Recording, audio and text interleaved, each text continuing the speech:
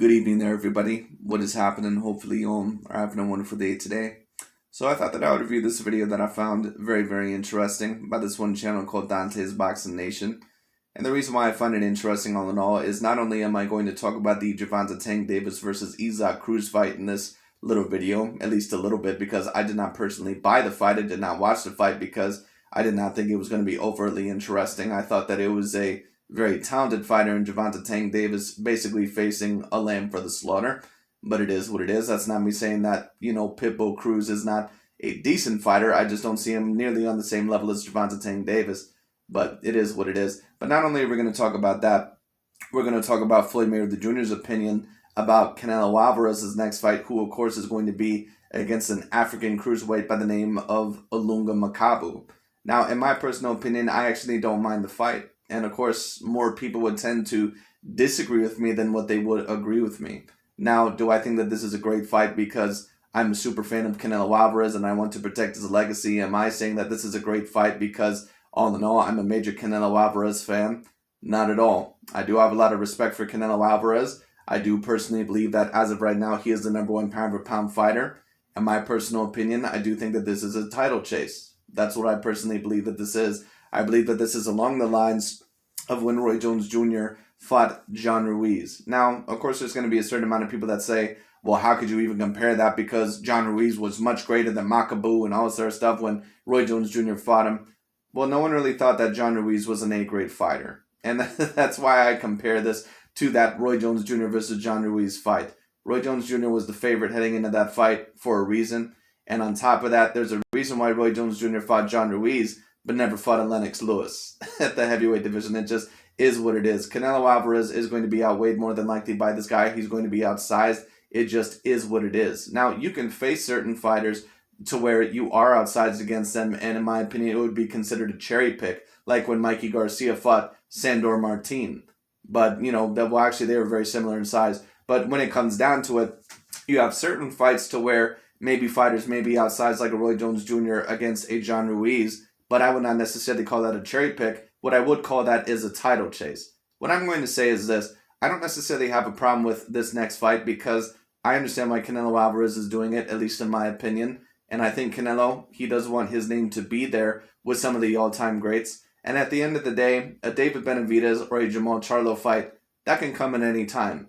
But getting a possible cruiserweight title, especially a viable one when it comes down to it, that's probably not something that's going to come around every, once in a while, or even every once in a while when it comes down to even every blue moon. I think Canelo Alvarez looks at this opportunity and says that this is really a once-in-a-lifetime opportunity because I don't know if Canelo Alvarez really can defeat the A-grade competitors there overall cruiserweight, or at least definitively. Makabu, in my opinion, is not what I would call an A-grade cruiserweight, but I would give him the class of B, meaning what? That he's not necessarily, in my opinion, someone that I think is an A-grade fighter, but he does not have the worst skill set that I've ever seen. And on top of that, he is someone that has decent power. So Canelo Alvarez is going to have to watch out for in this fight.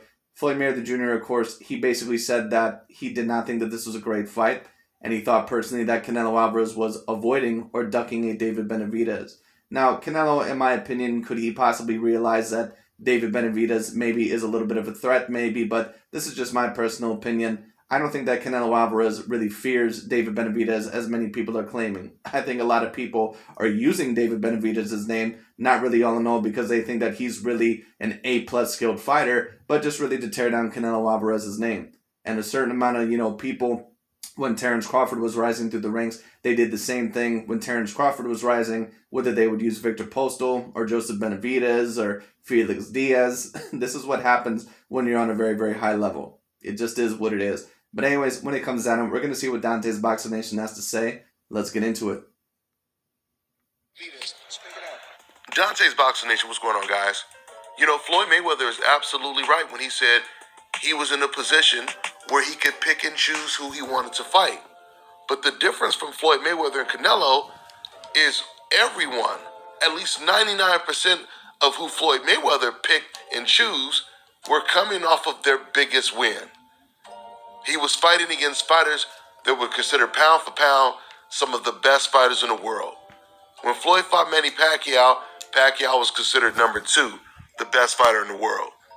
Well, no, he wasn't really considered number two best pound for pound in the world. That actually was Andre Ward at the time, but it is what it is. I know what you're getting at. You know, there's a lot of people that would have argued that Manny Pacquiao all around was the number two pound for pound in the world, but it is what it is. Would I have argued that at the time? No, but that's not me to strip cut it away from Floyd. He beat Manny Pacquiao when he was an A-grade fighter, no doubt about it. No doubt about it. Y'all know 5 years after Pacquiao lost to Floyd, he ended up beating Keith Thurman in one of his best performances. He also had his most dominant performance over Tim Bradley in the third fight after he lost to Floyd Mayweather. Floyd. Yes, in that first fight, and I've already stated this, and I think that more people would probably agree with me than disagree with me. I don't think that there's any chance in hell, and I've watched that fight multiple times. I don't think Timothy Bradley won that fight at all. I've always stated that, in my opinion, that fight is probably one of the worst robberies that I've personally ever seen. But it is what it is. Mayweather has never fought a Makabu. He's never fought a Rocky Fielding. He's never fought an Abney Yildirim. Now, and I could really break this down, but I already did it. So if you guys missed the video where I completely compare Floyd Mayweather's resume to Canelo Alvarez at the same age, who they were fighting at the same age, I'll put the link in the description box. It's like a 30-40 minute video with nothing but straight facts, statistical facts. I don't necessarily have a problem with Dante stating that Floyd Mayweather Jr.'s resume is greater than that of a Canelo Alvarez's, or that on average that he fought more top pound for pound fighters. I don't necessarily have a problem with that. But what I will say is this. I think all in all, that if you're going to criticize Canelo Alvarez's resume, or say that he's quote unquote cherry picking or not fighting elite champions, which in my opinion would not be the true case anyway, because I think that Caleb Plant and Billy Joe Saunders, I think that they were A-grade fighters. It is what it is. People can disagree with me, but at the end of the day, I would say that there's more evidence to prove my side than it would be overall to prove that those guys are just bums. I don't think that those guys are bad fighters at all. In fact, I would claim that both of those guys are A-grade fighters. Does that mean that, in my opinion, they're A-plus fighters? Does that mean that, in my opinion, that they're greater than some of the opponents that Manny Pacquiao or Floyd Mayweather Jr. fought? Does that mean that? No, it doesn't. But at the end of the day, you cannot be a completely unified champion, especially against talented fighters like a Billy Joe Saunders and a Caleb Plant, and be facing just the weakest of the weak competition. Now, there are certain people, all in all, that have unified a division completely, and I did not necessarily think that it was against A-grade competition, but I still gave them praise because they fought who they needed to fight, such as a Terrence Crawford at 140. I mean, do we really think that Victor Postal and Thomas Delorme and Joey Sandango, that that was a division that was on the same level as the division that Canelo Alvarez just unified? Now, of course, he still does need to face David Benavidez later on down the line. But when it comes down to it, I've already stated this, David Benavidez is pretty much on a similar level, in my opinion, to Caleb Plant. And in my opinion, Caleb Plant has a few skills over David Benavidez. Now, I think David Benavidez has athleticism over Caleb Plant. But besides that, I don't really know one thing that he has over him. With that being said, did you guys hear Floyd Mayweather say that? I guess maybe punching power as well, but besides that, Caleb Plant might have the advantage over David Benavidez in almost every single category in terms of skill set. Now, does that mean, in my opinion, that Caleb Plant would definitively beat up David Benavidez in a fight? No, it doesn't mean that. But what it does mean is that I believe that Caleb Plant may be more of a troubling style for Canelo just because of his style than a David Benavidez. Now, who knows? I could be wrong. David Benavidez seems to have decent cardio. He's a constant pressure fighter. Who knows? Maybe he could beat Canelo, but David Benavidez, in my opinion, I don't think that his style is going to beat Canelo. I just don't see it. Makabu came to his gym and was basically getting handled by the Mayweather fighters. He said they were getting the best of him. This is what Floyd Mayweather said. He also said that it's nothing special to move up to cruiserweight. And guys, let me just make this very clear. Technically, Canelo's not even moving to cruiserweight. He's moving to 190 because he's fighting for a WBC title. The WBC president, Mauricio, he created this bridger weight, which is kind of like the new cruiserweight to the heavyweight. Well, I believe that they attempted that. I don't know all in all how successful that was. Who knows? But I need to see the weights on the day of, because I'm not going to trust Dante with that information, because Dante will say anything, basically to try to get his point or his narrative across. And a lot of the shit that he spits out overall really ain't true anyway. So we'll see what happens. But the WBC, they did try to create a bridgerweight, which I believe is a limit between 190 pounds and 224 pounds. But I'm not sure if that means that Makabu, if he has to drain himself all the way to 190. So Canelo, he may only rehydrate to 190, but Makabu, he could possibly be potentially 20 to 30 pounds bigger. Now, who knows? Maybe he'll only be 10 pounds bigger than Canelo. Maybe he's not that big of a cruiserweight. But so far from what I'm hearing, there's not going to be a rehydration clause for this fight. Division, and then he brought the cruiserweight division down to 190. But these rules only apply under the WBC. The cruiserweight division is 200 pounds. It's not at 190. So we can't even say Canelo is moving up to cruiserweight because he's not. Unless there's a rehydration clause, yes, you can say that he's moving up to cruiserweight. And as of right now, as of yet, I have not heard that there has been a rehydration clause. So it is what it is. Canelo Alvarez is doing the exact Now, if I hear a rehydration clause, or if I hear that Makabu, that he'll have a rehydration limit, basically of saying, well, he can't fight any more than 190, then we can say that. But not until. same thing that Teofimo Lopez talked about doing, something he wanted to do but couldn't do it. Teofimo Lopez, he said that he wants to fight Josh Taylor at a catchweight for Josh Taylor's belts. Now keep in mind, I'm not trying to say that Makabu is on Josh Taylor's level because he's nowhere near his level. I'm just making the point that Canelo Alvarez is fighting against someone at a lower weight class for their belt. So like I said, Floyd Mayweather, he said... At a lower weight class? Or maybe he was talking about Makabu. Well, Canelo is actually fighting someone at a higher weight class. But this actually is not even similar because Canelo, like I said, I don't think that he's going to have a rehydration clause, or at least so far he hasn't had that. Now, if a rehydration clause comes out, then of course I'll say, okay, well then obviously that's a little bit different. But Teofimo Lopez facing Josh Taylor at a catchweight, first of all, that shouldn't even be at a catchweight because Teofimo Lopez is a natural 140 pounder anyway. Teofimo can barely make 135. He looked, extremely overall big in that last fight against George Kambosos. So I don't know what the hell Teofimo's trying to weight drain Josh Taylor for. If he truly wants to defeat him legitimately, there should be no weight drain for that. Canelo, I could at least understand a weight drain here because Canelo, of course, he rehydrates usually a max at about 190. So we'll see overall what happens with this. It'll be very, very interesting. But so far, I have not heard of any catchweights or rehydration clauses. Canelo is not doing anything special. He said he doesn't like the fight. He said David Benavidez would beat this guy Makabu. Man, I go way further than that. Well, we'll see about that.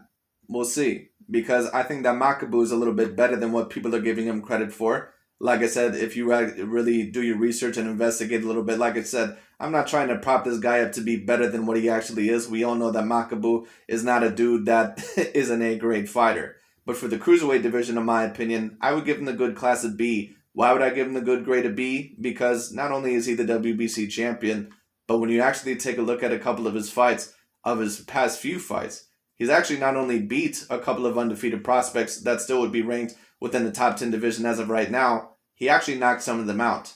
This dude Makabu, I'm not saying that he's an A-grade skilled fighter, but he's anywhere from that B- to B range in my opinion. I would not claim that this dude is a C-grade fighter. He's got decent power. He's got 25 knockouts, I believe, in 30 fights. Of course, with 28 wins, I believe, in 2 losses. That means what? Canelo's going to have to worry about this dude's power. And on top of that, he's going to have a 4-inch reach advantage over Canelo, and he's going to be a little bit taller. So this is going to be an interesting fight. Now, if this were someone, once again, that in my opinion, Canelo were only outsized by them just by a little bit, like say, if this were a light heavyweight fight, then I would maybe consider this a little bit different. But Makabu, in my opinion, he looks like a natural cruiserweight. This is going to be very interesting. Terrence Crawford would beat Makabu. Hell, Gervonta Tank Davis. No, he wouldn't. But it is what it is. Terrence Crawford, if they were the same weight class, yes, he would defeat him. You know who actually was on a similar level to Makabu? Julius Ndongo. Except Julius Ndongo was pretty much the same size as Terrence Crawford. A lot of African fighters, I'm talking about fighters that are from the continent of Africa, they don't usually tend to be A-grade fighters. But it is what it is. But this fight is at least, more interesting because Canelo is going to be outsized here. this would give Makabu hell and would most likely beat him. With his foot movement. No, he wouldn't. You can't tell me that Terrence Crawford is a natural welterweight, would go all the way up to 200 pounds, even 190 if you want to make that case, and possibly beat Makabu. That's an idiotic statement, but it is what it is. In the speed. Now, when it comes to Canelo Alvarez, I'm telling you guys right now, if Isaac Pitbull Cruz was in Canelo Alvarez's weight class, Canelo wouldn't even fight him. And here goes Dante with that Isaac Pitbull Cruz, and Gervonta Tank Davis is facing this A-grade competition.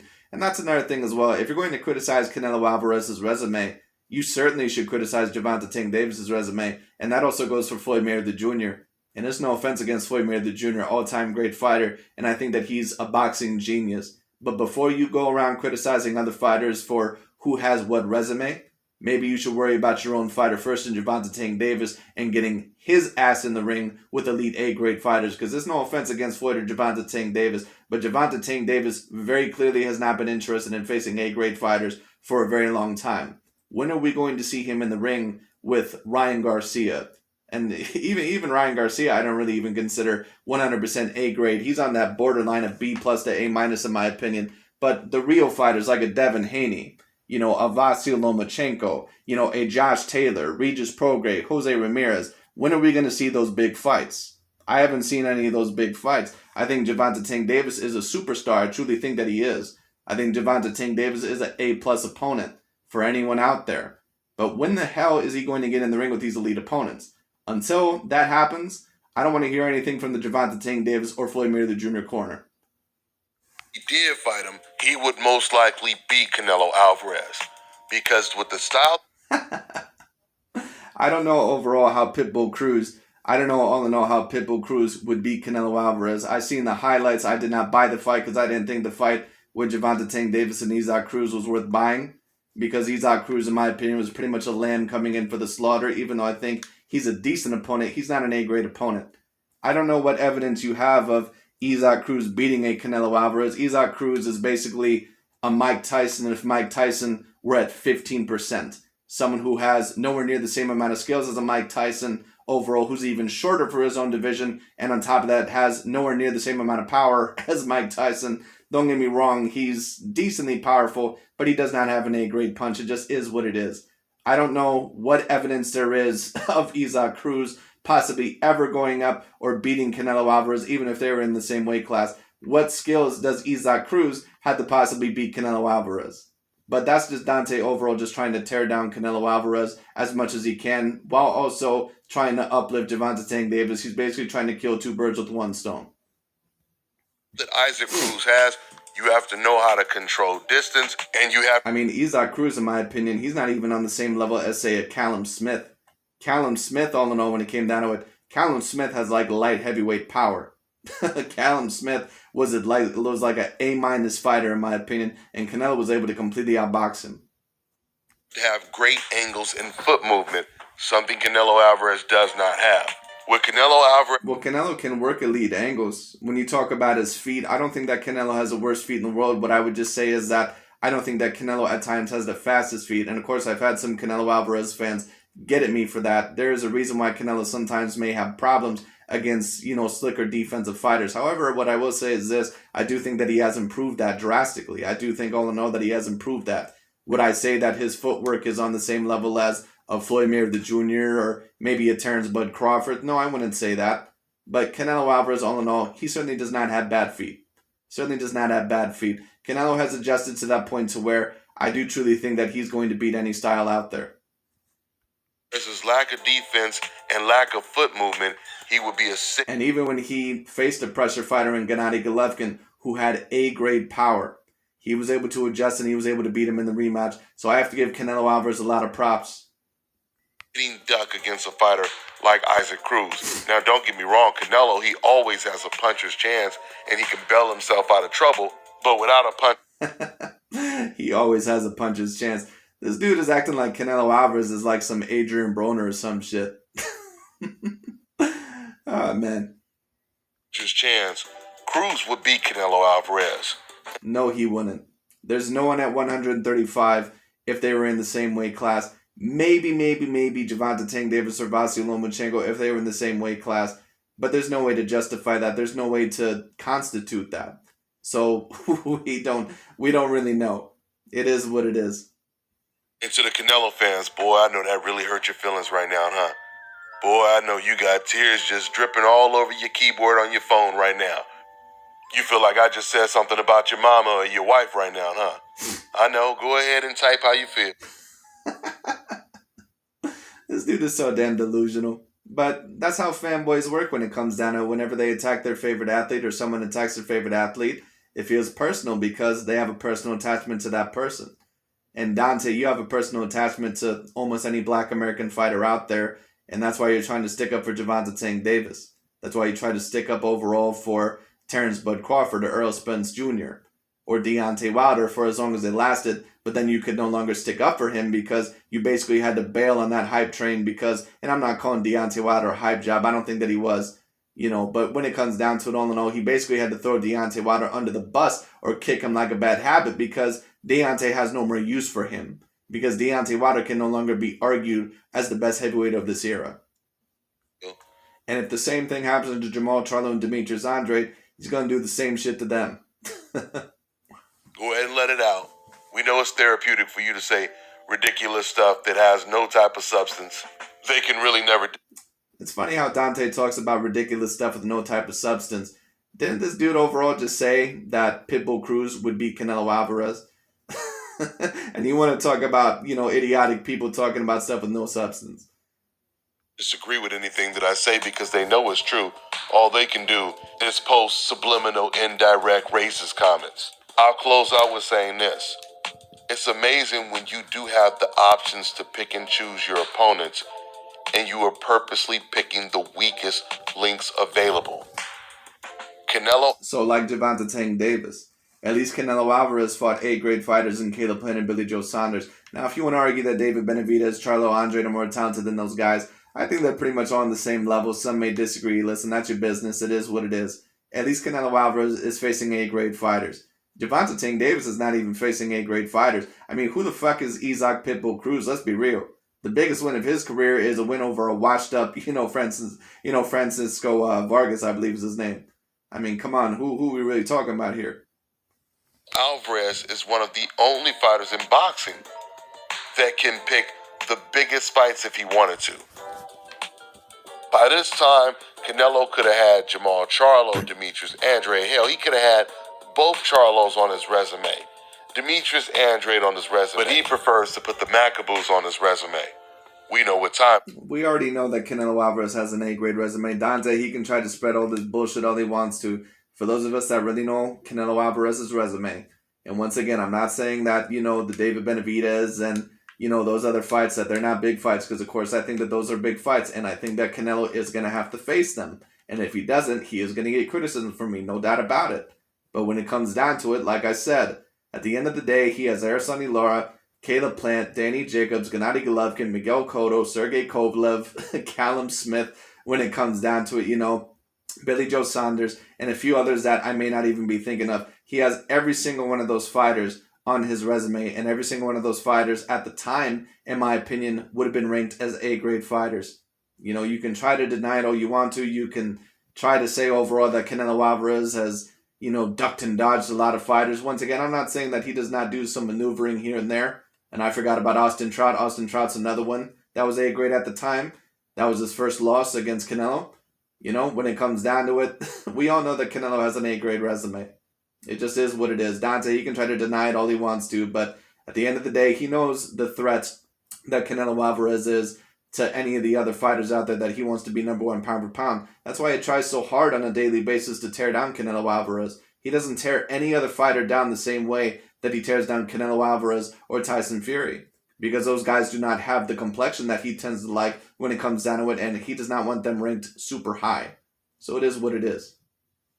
It is. That's why when Vasily Lomachenko was ranked super high as well, he tried to tear him down as well. But now that Vasily Lomachenko lost to Teofimo Lopez, you don't hear him nearly as much in their narratives because he's no longer a threat.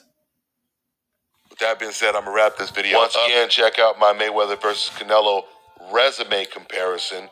I'll leave it in the description box. That's all I got for now, guys. I'm on to the next one.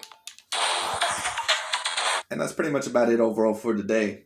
And once again, of course, in my opinion, Mayweather would have a greater resume than that of a Canelo Alvarez. But to say something along the lines of Terrence Crawford or Gervonta Tank Davis having better resumes than Canelo, no, I can't say that. And to be honest, that's just really ridiculous. And that would be something that would really have no substantial evidence whatsoever, but it is what it is. Anyways, that's pretty much about it for this video. Got to make it a little bit short today because I got some things to do. But anyways, hopefully y'all enjoyed the video, and we'll see overall what comes out of this next time. But I'll talk to y'all later.